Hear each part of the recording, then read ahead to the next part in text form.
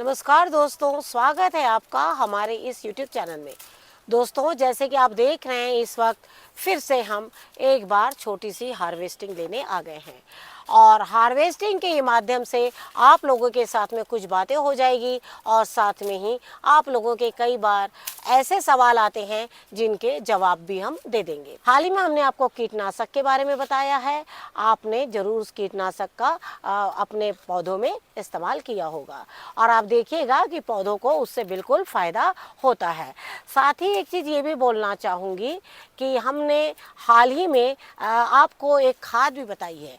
खाद जैसे हमने गोबर की खाद बताई है आप लोगों को, लेकिन जिसमें हमने एक चीज़ ये भी बताया है कि अगर आपको गोबर की खाद ना मिले, आपको गीला गोबर ना मिले, तो आप उपले या सूखे गोबर को भी मिलाकर उसे थोड़ा बारीक करके और पानी में भिगोकर बना सकते हैं। लेकिन अगर उपलों की भी सुविधा ना हो तो आप क्या करेंगे, क्योंकि उसमें हमने सिर्फ उपले या सिर्फ गोबर की खाद ही नहीं, हमने उसमें और भी चीज़ें मिलाई है जिससे कि आप मिलाने के बाद में एक अच्छी सब्जी अपने गार्डन से बिल्कुल ले सकते हैं। पौधों में समय समय पर खाद देते रहना बहुत ज़्यादा ज़रूरी है।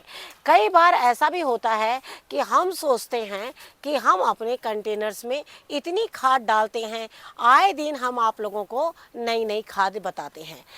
कंटेनर्स में खाद देना ज़रूरी इसलिए होता है कि कंटेनर का जो पानी होता है वो ज़्यादातर क्या होता है, गिर जाता है, उससे हमारी खाद जो है वो बह जाती है और यही वजह है कि हमें कंटेनर्स में बार बार खाद जो है वो देना पड़ता है।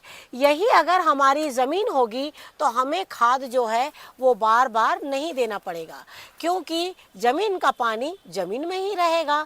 जैसे कंटेनर का पानी तो बिल्कुल बिखर के फर्श में आ जाता है, लेकिन जो ज़मीन का रहेगा वो तो ज़मीन में ही जाएगा ना। और यही वजह है कि खेतों में साल में 1 या 2 बार खाद दी जाती है, जबकि हमारे पौधों में हमें बार बार खाद देना पड़ता है। आपको एक चीज़ बताना चाहूँगी कि ये बहुत पुराना भिंडी का पौधा है और मैंने इसके ऊपर से प्रूनिंग कर दी थी और थोड़ी सी कटिंग कर दी थी, क्योंकि हालांकि उसमें फल आ रहे थे लेकिन ये बहुत हाइट ले रहा था और आगे मेरा स्नेक गार्ड का पौधा था। लेकिन हम एक पौधा हटाया मैंने, उसमें आप देख रहे कि कई पौधे जो है उसमें निकल गए हैं और सभी में भिंडी के जो है वो बिल्कुल फूल जो है वो इस तरीके से बन रहे हैं। बस इनकी क्या खासियत होती है, इसकी जो भिंडी होती है ना वो बड़ी नहीं होती है। लेकिन मैंने जो नई भिंडी लगाई थी, ये देखिए इस तरीके से नई भिंडी जो है हमारी वो बहुत अच्छी बिल्कुल आने लगी है। ये देखिए इस तरीके से, और मैं प्रतिदिन इनमें से ना, जैसे अब ये नए पौधे हैं तो इनमें ज़्यादा भिंडी नहीं हो रही है, तो मैं प्रतिदिन इसमें से थोड़ी सी भिंडी तोड़ती हूँ, लेके जाती हूँ और हर दूसरे दिन मतलब कि तीसरे दिन हमें भिंडी जो है अपने गार्डन से मिल जाती है। तो अगर आपके पास भी जगह की कमी हो, अगर आपको लगता है कि अरे भाई हम इतनी भिंडी नहीं लगा सकते, तो कुछ पौधे गिन के लगाइए और हर तीसरे दिन भिंडी का आनंद जो है वो इसी तरीके से लेते रहिए। तो जैसे आपने देखा, देखिए इतनी सारी तोरई जो है हमारी बिल्कुल निकल गई है। तो इसी तरीके से क्या होता है, जब हम खाद डालते हैं ना, तो ये जो तोरई का आप साइज देख रहे हैं ना, ये बहुत अच्छा आपको चलाएगा। और जैसे ही बहुत तेज बारिश हो जाएगी, उसके बाद आप देखेंगे कंटेनर्स में से सारी खादें जब बह जाएगी, तो उससे क्या होगा कि ये जो आपकी जो तोरइयां है ना वो बिल्कुल भी बड़ी नहीं होगी। और आप यकीन नहीं मानिएगा, ये सारा ये जो आप देख रहे हैं इतनी बड़ी बड़ी तोरइयां हमारी, ये सिर्फ और सिर्फ ऑर्गेनिक खाद के वजह से ही हो रही है। और जो खाद हमने आप लोग के साथ शेयर करी है, आप उसको जितनी जल्द हो सके बिल्कुल बना लीजिए। जल्द ही हम आपको फिर से एक ऐसा फर्टिलाइजर बताएंगे जो कीटनाशक का भी काम करेगा और साथ में एक अच्छे फर्टाइल का भी काम करेगा, जिससे कि आपके पौधों में बहुत अच्छे से नए फल लगें और साथ में उनको एक अच्छा फर्टिलाइजर भी मिले। तो अब तो ये तो हो गई आपकी। अब चलिए अब अगले फल की तरफ चलते हैं, उसकी भी हार्वेस्टिंग हम आपको बताते हैं। जैसे अभी आपने देखा कि हमने तोरई की हार्वेस्टिंग करी। हार्वेस्टिंग दिखाने का हमारा सबसे बड़ा कारण यही है कि हम चाहते हैं, जिस तरीके से हमने आप लोगों से कहा है कि हम एक पौधा हार्वेस्टिंग तो दिखाएंगे, लेकिन हार्वेस्टिंग के साथ में उसमें आपको काम करना भी बताएंगे। जैसे कि हम सभी जानते हैं कि ये जो हमारा समय है, पूजा का टाइम चल रहा है और उस समय हमें ऐसे फलों की ज़रूरत पड़ती है। तो हमने सोचा जब हम फल तोड़ रहे हैं तो क्यों ना हम अब इस पौधे को पूरी तरीके से खाली कर दें और खाली करने के बाद में आप लोगों को इस पर कुछ काम बताएं। लेकिन आपको एक चीज़ ये भी बताना चाहूँगी, ये तो मेरे पास में एक पौधा है, लेकिन इसके जैसे हमने आप लोगों से कई बार कहा है कि जो इसके दाने हैं वो जो इसकी देखिए वो अनार ख़राब हो गया होगा इसीलिए वो गिर गया। तो इसके जो दाने हैं वो है पिंक कलर के, लेकिन ज़रूरी नहीं है पिंक है तो उसे हमें नहीं रखना है। जिस तरीके से मैं इसमें पानी और खाद का हमेशा ध्यान रखती हूँ, उससे क्या है कि जो दाने भले पिंक है लेकिन वो बहुत जूसी है और दाने इतने ज़बरदस्त इसमें अंदर है जिसको मैं बता नहीं सकती आपको। लेकिन आप देख रहे हैं कि इसमें नए फूल आने शुरू हो गए हैं, ये आप हम सभी जानते हैं। जैसे कई बार आप लोगों के जो सवाल आते हैं ना अनार को लेकर कि हमारे अनार के जो पौधे हैं उसमें फूल जो है वो झड़ जा रहे हैं। फूल झड़ने की दो वजह होती है। एक तो होती है जब हम अनार के पौधे में पानी कम देते हैं, यहाँ की मिट्टी बहुत सूखी रहेगी तो आपके अनार के पौधे के जो फूल है वो झड़ जाएंगे। दूसरी बात, अनार में फल नहीं आने की वजह क्या होती है, क्योंकि हमारे अनार के पौधे में दो ऐसे फूल आते हैं, जैसे कि अभी आप देख रहे हैं कि ऊपर में फूल आ रहे हैं और जल्द ही मैं इस पौधे को पूरा कटिंग कर दूंगी। लेकिन आपको साथ में ये भी चीज़ बताना चाहूँगी कि अनार के पौधों में कीट भी बहुत ज़्यादा लगते हैं। जैसे पहले तो मैं आपको बताना चाहूँगी कि फूल झड़ने की बात, तो फूल झड़ने का सबसे बड़ा कारण होता है खाद की कमी और पानी की कमी। दूसरा, इसमें दो तरह के फूल आते हैं, एक मेल फ्लावर आता है और दूसरा फीमेल आता है। जो अगर आप अच्छे से खाद और पानी डालेंगे तो इसमें जो फीमेल फ्लावर है वो बिल्कुल भी नहीं झड़ते हैं और साथ में आपको पॉलिनेशन करने की ज़रूरत भी नहीं पड़ती है, ये स्वयं ही पॉलिनेट हो जाते हैं। साथ ही आपको एक चीज़ ये भी बताना चाहूँगी कि जब भी आपको लगता है कि अनार के पौधे में अनार नहीं आ रहे हैं तो आपको क्या करना है, उस पर एक अच्छा सा काम कर देना है। अब काम कैसे करना है, सबसे पहले तो इसकी पूरी प्रूनिंग कर देना है और प्रूनिंग के बाद आपको क्या करना है, इसमें एक अच्छी खाद और पानी का इंतज़ाम रखना है। जैसे आपको पता नहीं लगता है कई बार कि मैं अब कौन से समय में अपने पौधे में खाद डालूं, तो आपको पौधा स्वयं बता देता है कि अब इसका टाइम आ गया है, आपको प्रूनिंग करने का आपका टाइम आ गया है, इसमें अच्छी तरीके से खाद डालने का। जैसे आप देख रहे हैं अभी हमारे यहाँ ऊपर पूरे अनार बढ़ जाएंगे, लेकिन मुझे इतने अनार नहीं चाहिए तो मैं इसकी कटिंग कर सकती हूँ। हार्ड ब्रांचेस को ले सकती हूँ, मैं इसकी कटिंग कर सकती हूँ। लेकिन अगर मैंने हार्ड ब्रांचेस ले ली और जैसे आप देख रहे हैं अभी अक्टूबर का महीना लग जाएगा तो हार्ड ब्रांचेस ले लूँगी तो इसकी सॉफ्ट ब्रांचेस आएगी, वो जब इस तरीके से थोड़ी कड़क होगी तब तक के उसमें फल आते आते गर्मी का टाइम आ जाएगा। गर्मी के टाइम में फलों को बचाना बहुत ज़्यादा मुश्किल हो जाता है। इसी चीज़ को देखते हुए हमें कभी भी जब इनकी प्रूनिंग करनी है ना तो बहुत समय से इस समय को ध्यान में रखते हुए करना होता है। तो चलिए पहले मैं आपको, तो अभी आपको मैंने जो भी पौधा दिखाया है वो ऐसा पौधा दिखाया है जिसके पिंक दाने हैं, लेकिन आपको मैं दूसरा पौधा भी दिखाती हूँ अनार का, जिसमें अनार मैंने काफ़ी तोड़े हैं लेकिन आप लोगों को उसके दाने मैंने नहीं दिखाए हैं, क्योंकि मैं एक एक दो दो तोड़ के उसको इस तरीके से अपने घर में इस्तेमाल ले लेती हूँ। लेकिन चलिए आज मैं आपको बिल्कुल दिखाती हूँ।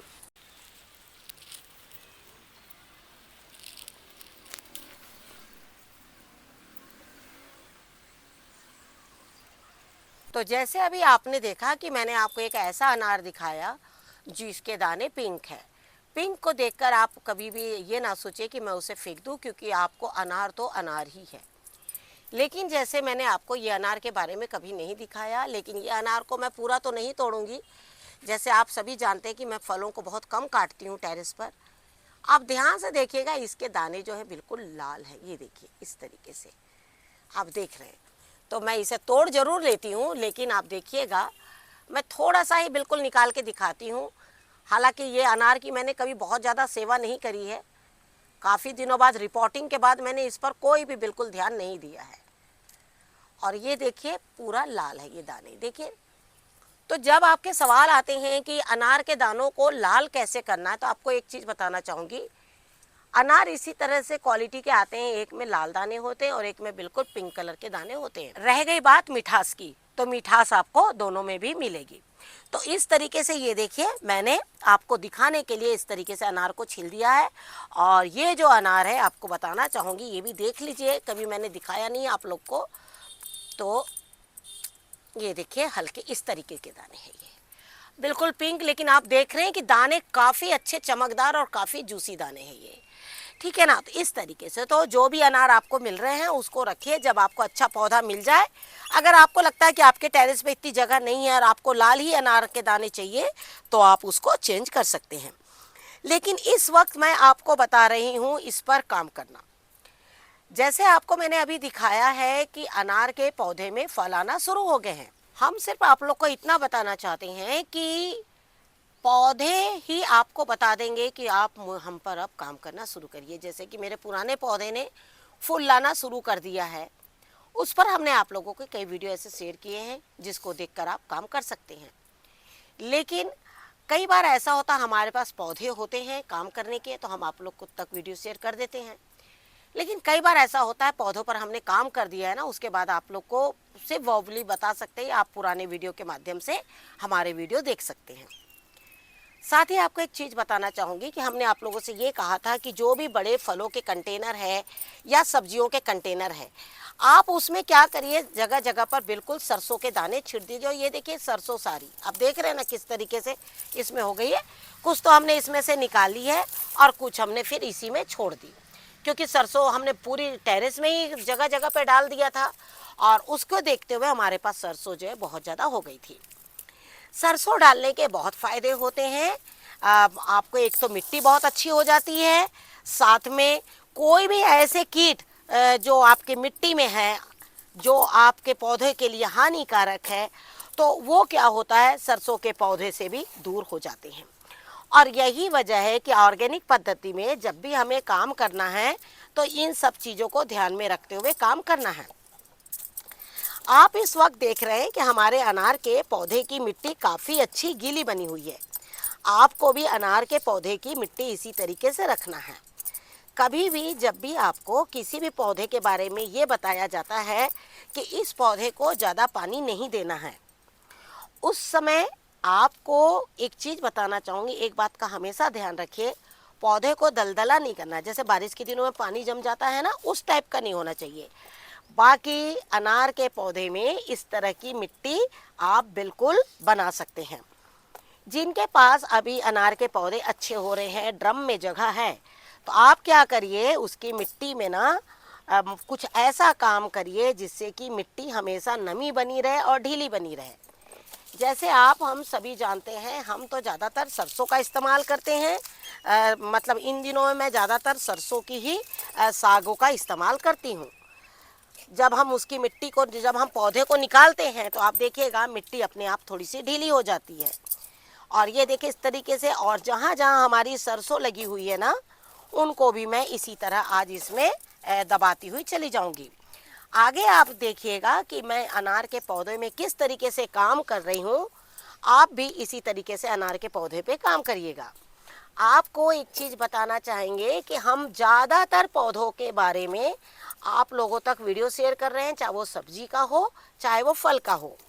जिन जिन में अभी टाइम है फल आने का या सब्जी आने की, उन्हीं पौधों की जानकारी हम आपको देंगे कि आप इसी तरीके से काम करिए तो आपको बहुत अच्छे फल मिलेंगे।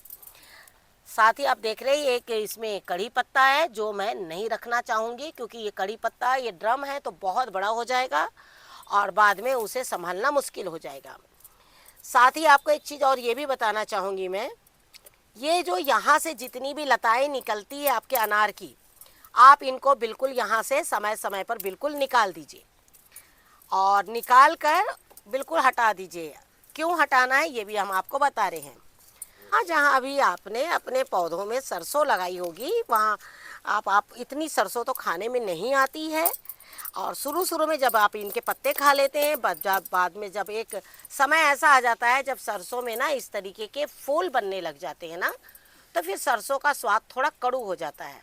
उस समय आपको फेंकना नहीं है, बस इस तरीके के अच्छे बड़े बड़े पौधों में ना इन्हें बिल्कुल इसी तरीके से दबाते हुए चले जाना है। ये एक बहुत अच्छा ऑप्शन है आपके पास में अपनी मिट्टी को अच्छा करने के लिए, कई बार हम छोटी छोटी चीज़ों को महत्व नहीं देते हैं, लेकिन जब हमारे गार्डन में फल फूल आने लगते हैं, वो सब इन्हीं की कृपा होती है जब हम इस तरीके के अपने पौधे पे काम करते हैं। तो आपको भी हम आपको इसीलिए बताना चाहते हैं बार बार कि आपको भी इसी तरीके से काम अपने पौधे में करना है। ये देखिए, इस तरीके से हमने सारी इनको मिला दिया। अब आपको एक चीज़ बताना चाहूँगी कि आप जैसे देख रहे हैं कि मैंने इस तरीके से ये अनार के पौधों की मैं कटिंग नहीं ले रही हूँ, इस बार कोई प्रूनिंग नहीं ले रही हूँ, क्योंकि अब इसमें मैं खाद डालूंगी और इसके जो ये पौधा बहुत छोटा है, और जब मैंने इसको यहाँ शिफ्ट किया था तभी मैंने इसकी प्रूनिंग करी थी। अगर मैं इसकी हार्ड प्रूनिंग कर दूंगी तो ये तो इस साल फल देगा ही नहीं। लेकिन अगर आपकी ब्रांचेस इस तरीके की बिल्कुल हार्ड ब्रांचेस बन गई है, इसमें जैसे ये मेरी ब्रांच बिल्कुल हार्ड ब्रांच बन गई है, इसमें फल आ सकते हैं, तो मुझे बिल्कुल सिर्फ और सिर्फ इतना काटना है। आप बिल्कुल भी कोशिश ना करें इस पौधे को इससे ज़्यादा काटने का। और आप देख रहे हैं इसी चीज़ को ध्यान में रखते हुए, जैसे मेरी ये सारी नई ब्रांचेस आई हुई है, इस वक्त मैं इसकी प्रूनिंग ज़्यादा नहीं करूँगी। लेकिन अगर आपके पास में बहुत घना पौधा हो गया है और सारी ब्रांचेस इस तरीके से आपकी तैयार हो गई है, तो आप क्या करिए, बिल्कुल पॉइंट पे, जैसे ये बिल्कुल हार्ड ब्रांच है, तो ये यहाँ से ये जो नई ब्रांच निकल रही है ना, ठीक उसके सामने से आप इसको इस तरीके से एक काट दीजिए। लेकिन आप देख रहे हैं मेरे पौधे में बहुत ज़्यादा जगह नहीं है। काटने के बाद आप इनके पत्तों को आप इसी में डाल सकते हैं, उन्हें फेंकने की ज़रूरत नहीं है। अब आपको क्या करना है, ये देखिए, आप देख रहे हैं कि ये जो जड़ है हमारी, ये बहुत अच्छी नज़र आने लगी है। ये देखिए, पूरी अनार की जड़ें हैं। अनार की जड़ों को आपको इस वक्त छेड़छाड़ नहीं करना है। अगर आपका पौधा बहुत बड़ा हो गया है, ड्रम में जड़ें यहाँ तक आ गई है, तो आप उसको काट सकते हैं। कहाँ से? एक बिल्लस जगह छोड़ के।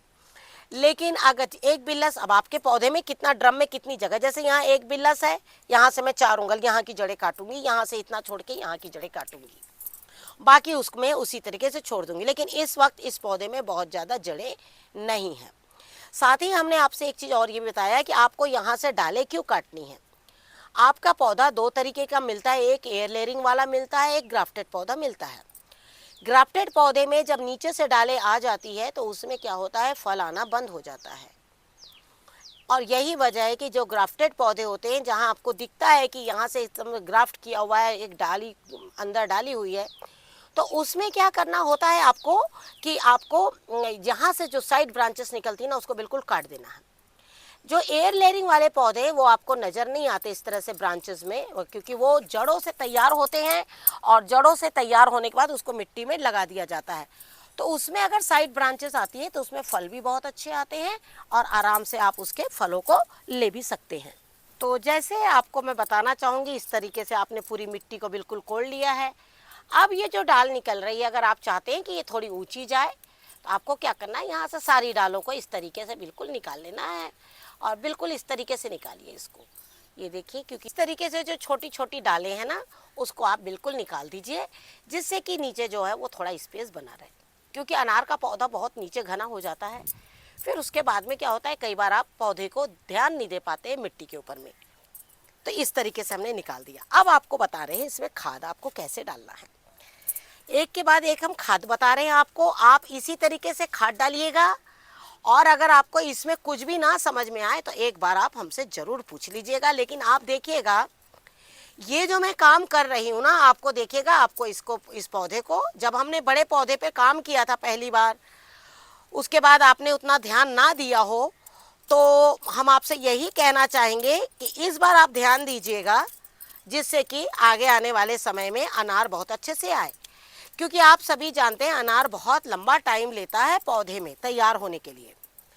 तो सबसे पहले मैं इसमें अगर कुछ डाल रही हूँ तो वो है आपका, ये है चूना। सबसे पहला काम आपको क्या डालना है, चूना। चूने को इस तरीके से आप बिल्कुल आजू बाजू इस तरीके से लगा दीजिए। ये देखिए, आपको लगता है इसको पानी में घोल के, तो पानी में घोल के डाले, पानी में घोल के डालिएगा तो और अच्छा होगा कि वो अच्छी तरीके से इसमें बिल्कुल फैल जाएगा, है ना। सबसे पहले हो गया आपका ये चूना।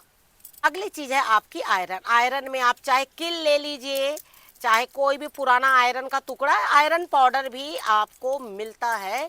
आप ऑनलाइन लेना चाहें तो आयरन का पाउडर भी मिल जाएगा। इस तरीके से आप जड़ों के पास में बिल्कुल इसको तो कोशिश करिए कि जहाँ ऐसी थोड़ी बड़ी जड़ें है ना उसके अंदर ऐसे थोड़ा सा घुसा कर ऐसे रख दीजिए। ये हो गया आपका आयरन, आपने ये डाल दिया। अब आपको एक चीज़ बताना चाहूँगी कि आप नीम खली को पाउडर फॉर्म में भी डाल सकते हैं और नीम खली को आप बिल्कुल भिगा कर भी डाल सकते हैं। आपको जो सुविधा हो डालिएगा। जैसे आप देख रहे हैं एक पौधे में आप इतनी नीम खली बिल्कुल डाल सकते हैं। अगली चीज़ें हमारी बिल्कुल ये देखिए सरसों की खली। तो सरसों की खली आप एक पौधे में इतनी बहुत है, आप अगर भिगा के डालिएगा तो इतनी ही बहुत ज़्यादा हो जाएगी, क्योंकि पौधा हमारा इस वक्त छोटा पौधा है। दूसरी बात, अब बारिश का सीजन चल जा चुका है, अब अगला मौसम में थोड़ी गर्मी है, तो उस समय क्या होगा, सरसों की खली की मात्रा थोड़ी सी कम कर सकते हैं। हालांकि हमने जितने भी बारिश में काम किए हैं, हमने सरसों की खली की इससे ट्रिपल मात्रा में पौधों में डाला है और उसका असर भी बहुत ज़्यादा अच्छा हुआ है।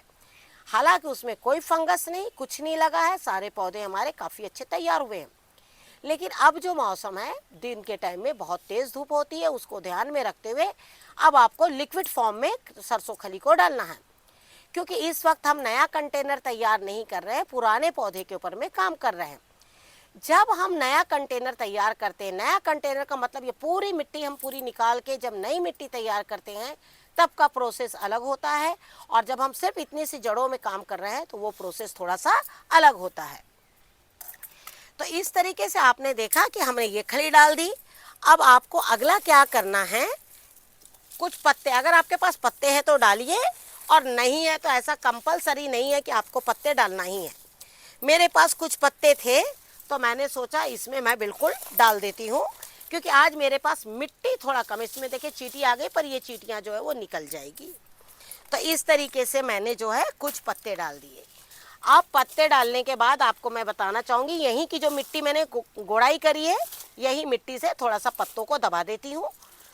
देखिए आपको ऐसा लग रहा होगा देखने से ये क्या है, ऐसे ऐसे नहीं, बिल्कुल इसी तरीके से करिए ना, आप देखिएगा ना पौधे बहुत अच्छे हो जाते हैं।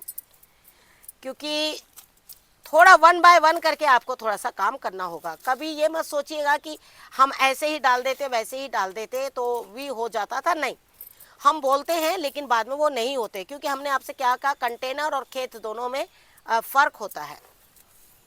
ये देखिए ये डाल दिया। अब आपको मैं बताना चाह रही हूँ कि आप क्या करिएगा, जैसे हमने आप लोगों से कहा है कि आपको क्या करना है, इन दिनों लिक्विड फॉर्म में आपको खाद को डालना है।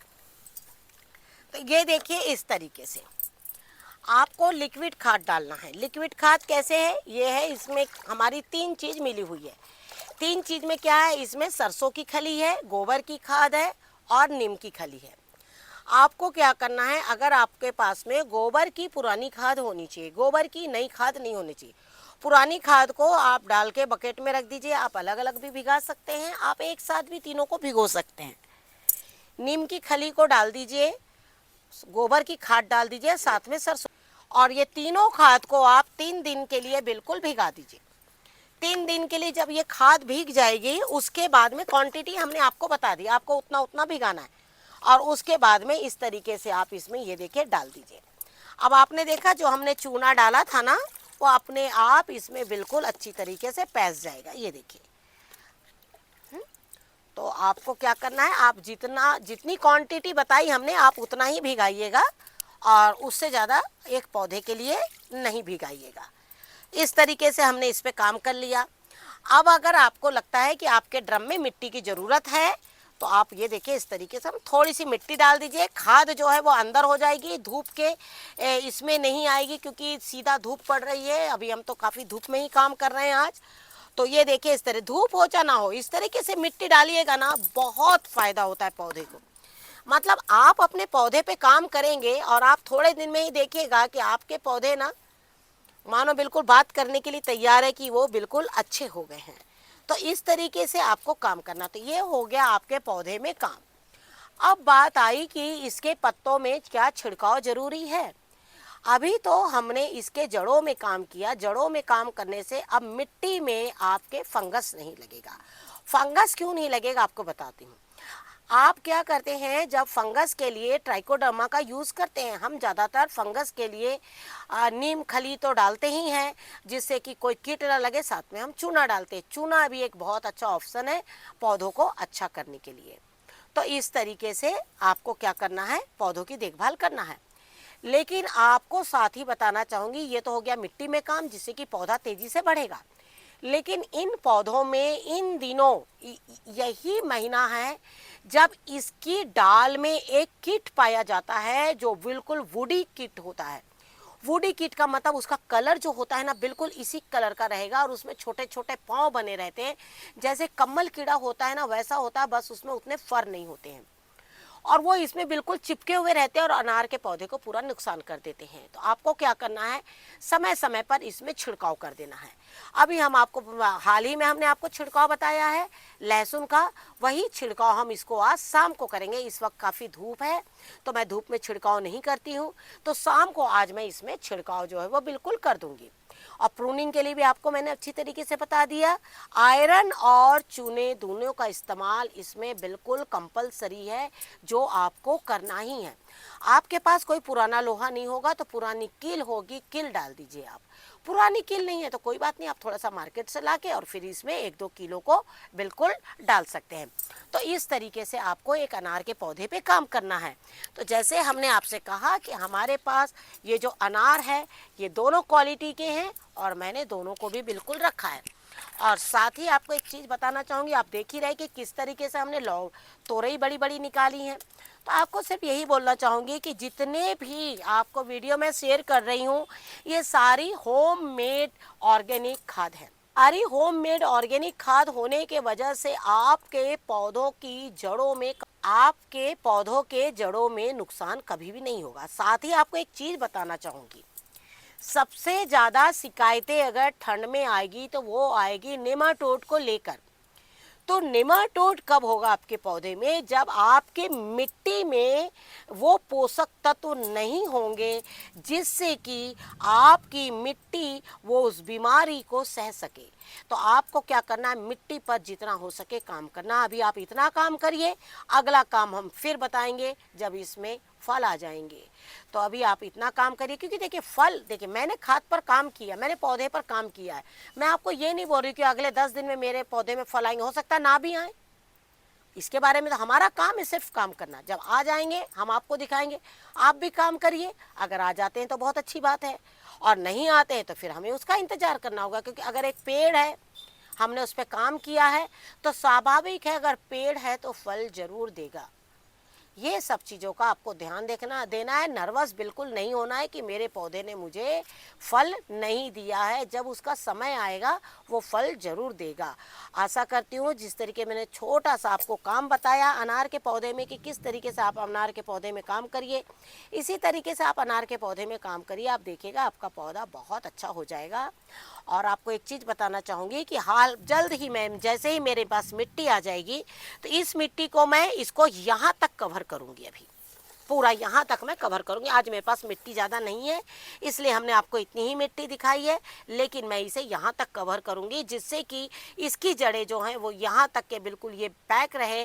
और आप देखिएगा कि उस पौधे की अगले कुछ महीनों में भी सुंदरता कितनी अच्छी हो जाती है।